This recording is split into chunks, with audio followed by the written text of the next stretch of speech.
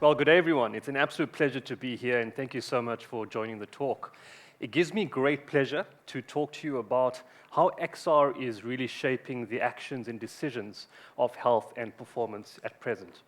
So to set the context, what you see on screen is a video where Usain Bolt ran the race in 9.58 seconds. And what we're going to do right now is we're going to dissect that race in terms of milliseconds. So he came in at about 9.58. The second and third place runner came in at 9.71 and 9.84 respectively.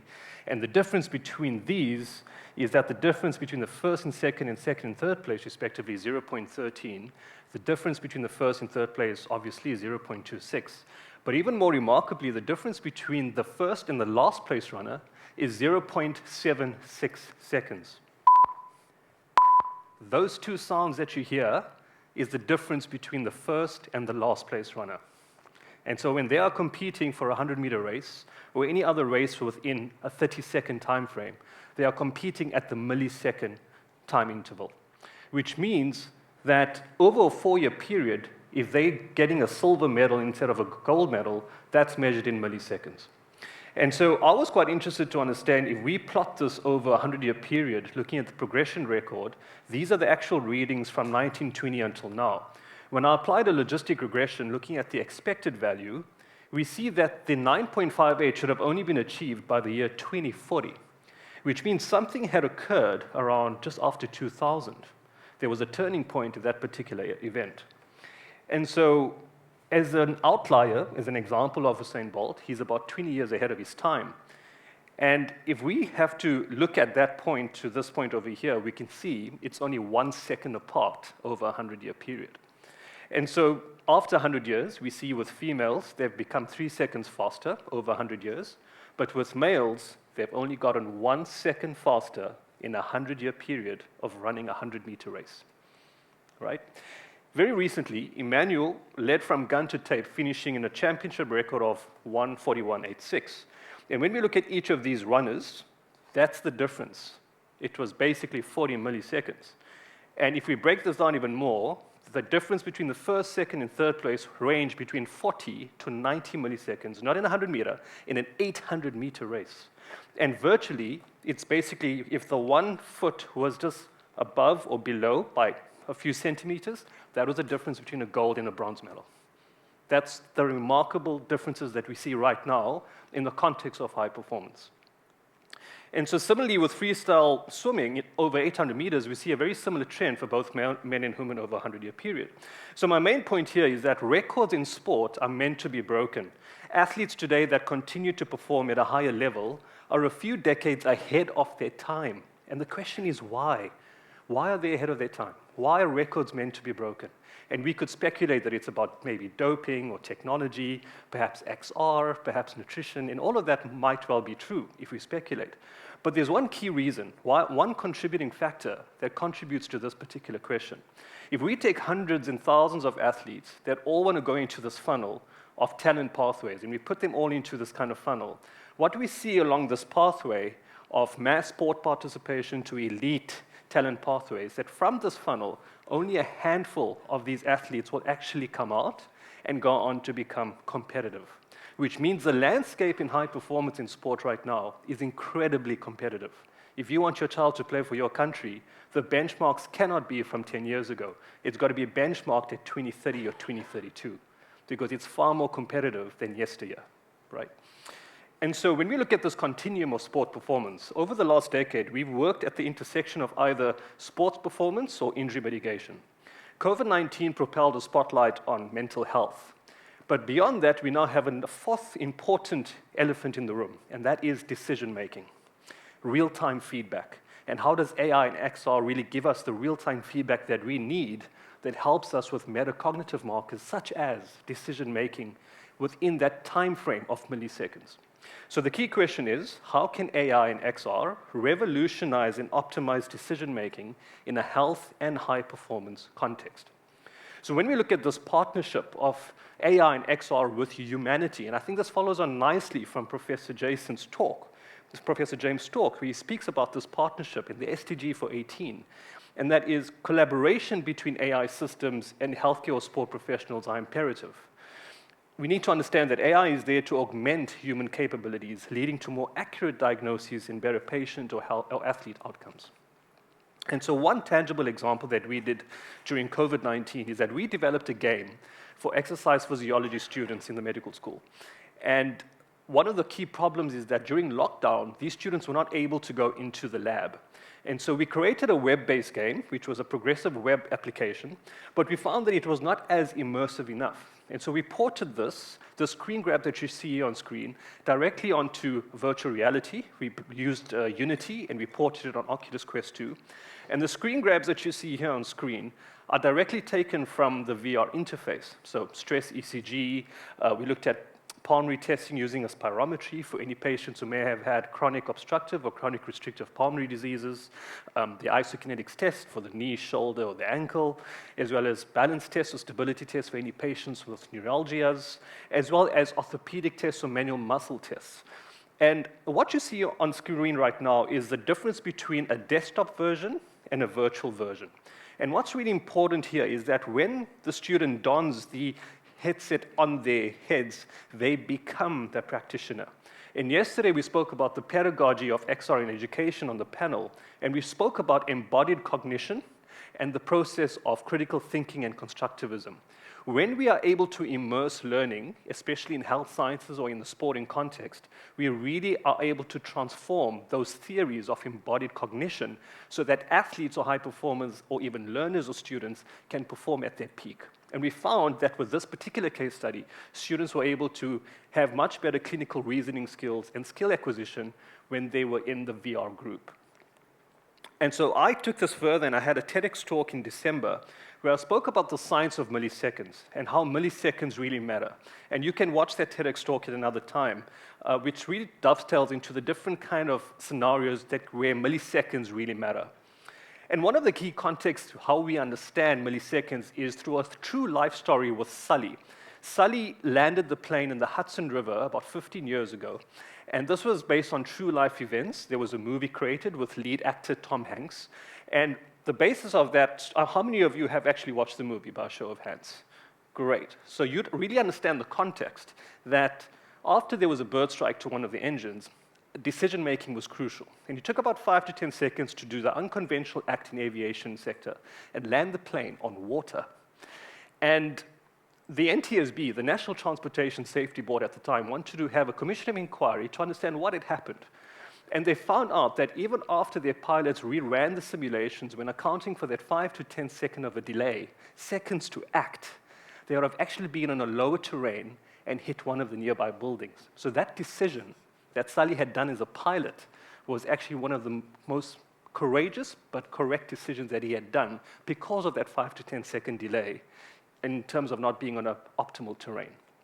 So further from this, we can understand where Sully made this decision based on years of expertise and metacognitive markers. So markers such as self-regulation, self-awareness, self-reflection, self-belief. And when we put all of these psychological principles together and it fuses as a collective, that process is known in sports psychology as metacognition. And so the metacognitive markers is really being infused when it comes to XR as an immersive layer for athletes and high performers. In a health context, we even see this now with surgeons, where they are doing laparoscopies or endoscopies. The immersion of the XR simulation that they do are layered in terms of milliseconds, in terms of what they're doing robotically or even by hand. A goalkeeper has about 120 milliseconds to react to a penalty shootout or to a ball coming towards the goalkeeper or towards the net. But in neuroscience, we even talk about anticipation or premeditation, because at this level, at this speed of time of 120, it's not necessarily decision or reaction. We're actually layering into a stage of anticipation or premeditation. And so now we're even finding a lot of athletes using XR to actually determine whether they're making the right reactions or anticipations or decisions when reacting to a ball.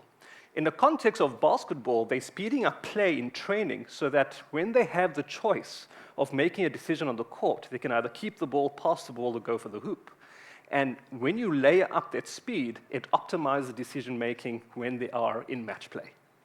So that's the prime aspect of neurocognition that comes into an athlete and high-performance environment. Another example is Formula One. The difference between 1950 till now in the pit stops, that's the difference, from 67 seconds to 1.82. So much so that the dance of choreography of experts around the car at the pit stop, of engineering and precision, if they are milliseconds late at the pit stop, it could potentially affect the driver's lap time or race time in the race. And then lastly, we have photography. We might not see them as high performers, but if they miss your capture for even milliseconds, it could be the difference of not capturing that moment in time. So we come to the phase of extended realities, and I think we've all seen this equation some along the way in terms of how we define it in different ways. But in the context of high performance, I like to think of XR as a time machine for the brain. Because when we look at it in terms of time in milliseconds, and one of the crucial parameters that you can measure sport in, the key parameter for efficiency is time. And when you can get that time back, that is really key valuable data, not just for analysts, but especially for players and coaches. So when we're using XR as a tool, as an efficient marker of time, that's really powerful. And so one of the things that I've been really curious about is how cricket batters have evolved over time.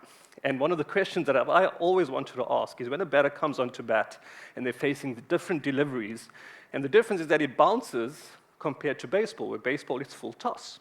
And so how long does a cricket batter have, or even a baseball batter have, to react to a ball that's coming to them? And long story short, they have under 1 second. Now think of the first place runner and the last place runner in a 100-meter race. It's 0.76. Here, it's all under 1 second. So whether they're facing a fast bowler or a spin bowler, they all have under 1 second. But we've got to go to the extent to that, because at a spin bowler, and we published this last year, a spin bowler has about 0.8 seconds roughly, where a fast bowler is around 0.4, 0.5. But in that half a second, neurocognitively, there are several events that are taking place in the brain. Visual stimuli and neural stimuli. The brain has different types of stimulus that has to anticipate different events within that fragments of a time. XR taps into that space by optimizing those stimuli so that performers are able to perform at their peak, or even training for these kind of events that translates learning onto the field. Further from this, we've got haptics. We've tested different haptics in sport, from cricket, baseball, tennis, and golf. One of the things we've been playing around with is certainly cricket. So this is virtual reality, and so when you are playing cricket in virtual reality, you are immersed into the sport, and you can face different types of deliveries. That was a stroke of luck, and that ended up being a 6, which is equivalent to a home run, perhaps, in baseball. But we really needed to test this in terms of how does this converge with other markers and parameters in the lab. So at the MIT Immersion Lab, we basically tested a number of parameters, and we called this a confluence model, where we looked at force plate analysis, accelerometry, gyrometry, heart rate, VO2 max, electromyography, electroencephalography, grip strength, as well as VR. And when we immersed ourselves into VR, we tested these different parameters. And the nice thing about VR is that we can also look at markerless motion capture. We can look at skeletal models that are being done in real time while we are actually even testing the VR interface used in the lab. And so there's several parameters that we can look at, and some of the preliminary findings that we're seeing now is that we can't have any conclusive data, but we certainly have some promising data that shows that VR has promise in the context of using VR as a training aid, especially in terms of anticipation sports. So if it's hitting, if it's throwing, or if it's catching. We're certainly seeing that there is promise in there. We're looking at different variables of VO2, heart rate, IMUs, or even EMG as well. And that's, in the context of time, I can't go towards the stats specifically, but we even found some significant differences between different types of conditions as well. But what's also really important, and I think this follows on as well from previous talks we've had over the last 2 days, is that AI-driven motion capture is certainly transforming sports and exercise science. And I think once we start to have a further integration of XR into the syllabus and into the labs and even into markerless motion data as well as computer vision, we will be able to really understand optimized learning and training for athletes and high performers in real time, and we can then port it in towards settings and countries in low to middle income countries that really need this particular technology. So in summary, in recommendations in future directions based on the research we've done over the last 4 years is that we really need to expand protocol validation across context. We've got to apply AI and XR validation frameworks to other sports, rugby, American football, tennis, soccer, etc. Include different athlete levels as well as game scenarios.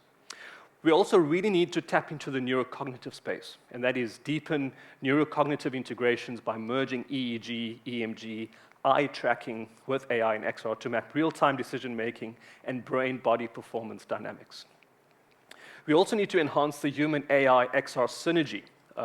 Again, Prof. James spoke about this new SDG 18 of AI for humanity. That's really important, really trying to understand human potential and how human potential can flourish using XR as a tool. That synergy is key.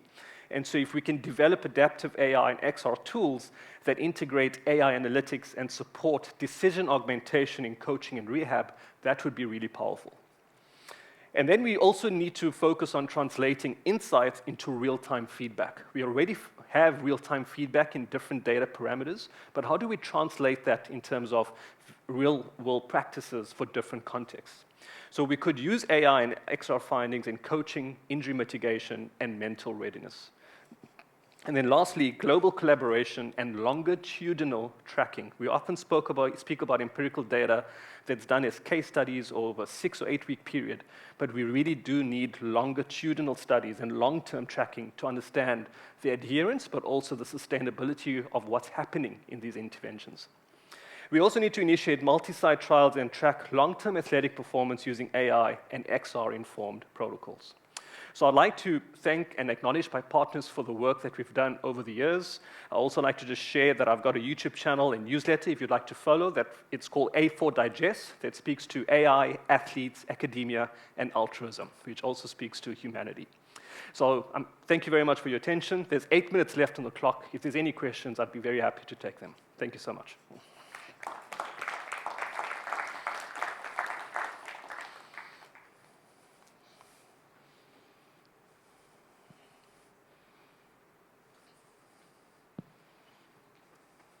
Any questions?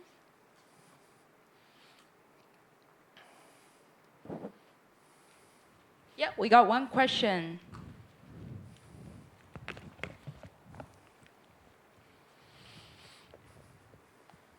Hi, so out of curiosity, how does it work how does high performance happen when you have that on the headset on you? How does it all work?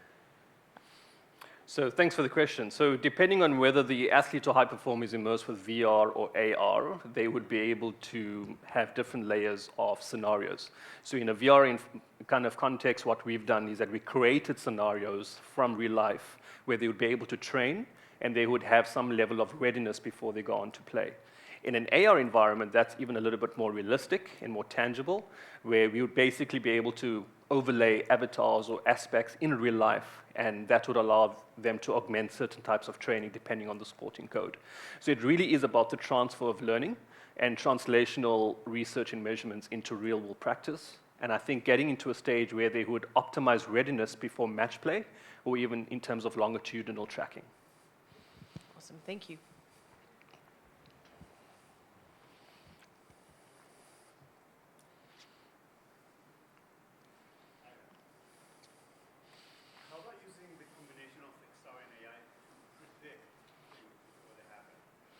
Maybe just say the question for the audience. Yeah. How about using the combination of XR and AI to predict things before they happen?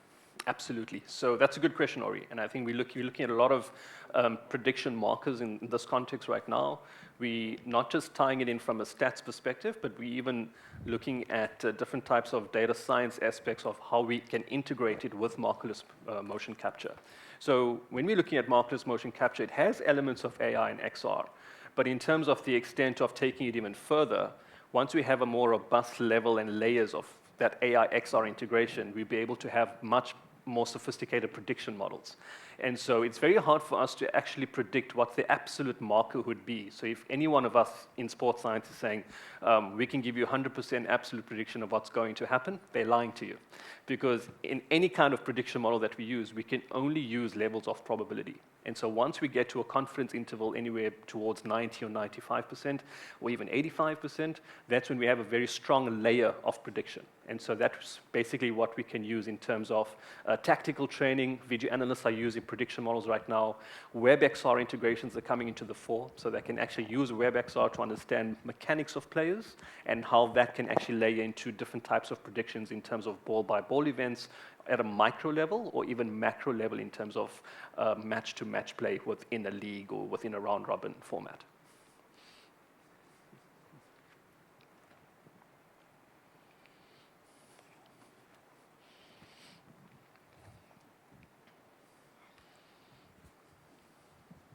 Hi, Prof. I'd like to understand how do you filter out noises and anomalies in terms of the data perspective? That's a great question. And I think that's one of the reasons we haven't really fully explored EEG in the analysis, because when we're using like static EEG, the waves are not valid, which means it distorts the kind of data and analysis.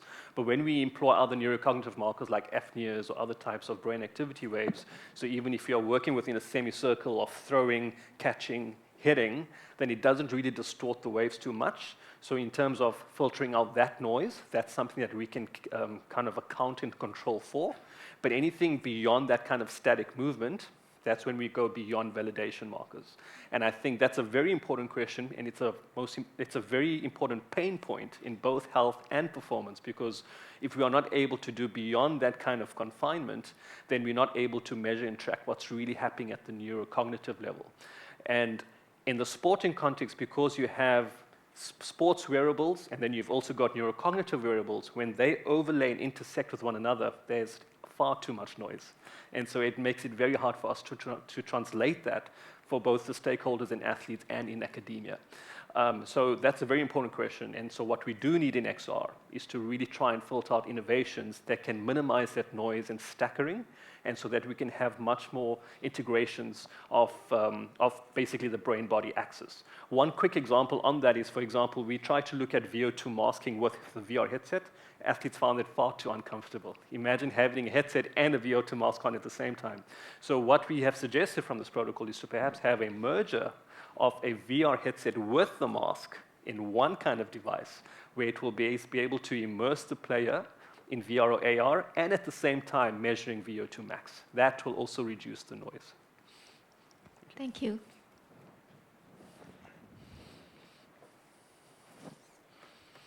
Okay. We got 2 minutes, Yep, 2.5 2 minutes left minutes for questions. left. There we go. When you combine AR with VR in shaping decisions, for this high performance, how do you make sure that human agency is still retained? That's an excellent question. So in motor control, we speak about the transfer of learning, and we also talk about the constraints-led approach. And there's 3 different constraints. It's the individual, the task, and the environment. So the individual remains, and that comes from human agency. We have the task, and that remains the same as well. But the environment is what we're controlling for. So when we take them away from a real-world environment and we put them into either a VR or an AR type of environment, that's something that has to be designed accordingly so that we can maintain that constraints-led kind of validation. And so design thinking in our research question is very important to understand. We need a lot more health scientists and sports scientists and medical doctors to understand a design thinking philosophy so that they know how to approach this constraints-led approach. So having that understanding of that design thinking philosophy when looking at motor control, you'd be able to align all 3 of those things accordingly so that it doesn't lose human agency, it basically maintains it, it optimizes it, but at the same time, at this point in time, we can only say that XR or AR is either optimizing or enhancing, or perhaps having no effect when it comes to training and high performance. So at this stage, that's the only thing we can talk about, but we cannot say at this stage that it replaces human expertise or human agency. Thank you. James here. I'm just curious, recently I met a professor at Davos, actually. They are inventing a technology called quantum coherence. That means as a person who wants to perform, not just as an athlete, but as an individual, you need to be aware of the quantum energy around you, and I think that will make a huge difference for athlete with the split-second differentiation in terms of competitiveness. I think that will be one of the interesting model to be added to the dimension, and I'm just curious, are you working on that? Thank you. That's a good question. That's why we're making sports glasses, for that very reason. So VR headsets are becoming too bulky. It's taking a lot of athletes away from the real-world environment. It's not lighter. Athletes need something lighter. Those working in the military, surgeons, pilots, high performers, they need something that's lightweight, something that's comfortable, but also something that is immersive with mixed reality for both AR and VR. I don't think headsets is the future for those kind of clusters, which is why we're going to have more smart glasses or sports XR glasses coming to the fore that taps into those pain points for high performance in athletes. Thank you. Okay, thank you. Thank you.